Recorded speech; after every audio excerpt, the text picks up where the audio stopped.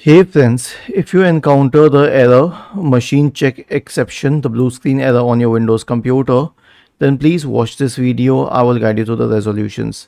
The first solution is an SFC scan. Search for command prompt in the Windows search bar and click on Run as Administrator in the right pane.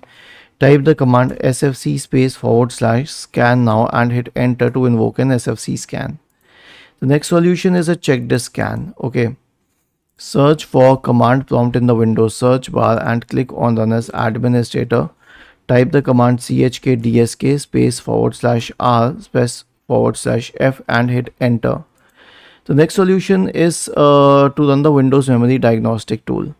Press the Windows key and the R key together to open the run window. Type the command mdsched and hit enter. Now click on restart now and check for problems. The last solution is obviously a cloud reset. So right click on the start button and select settings from the menu. Go to the system tab on the list on the left hand side. In the right pane select recovery.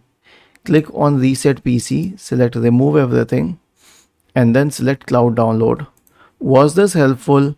If yes, then please subscribe to the channel, and if not, then let us know in the comment section of the video on how we could help you further.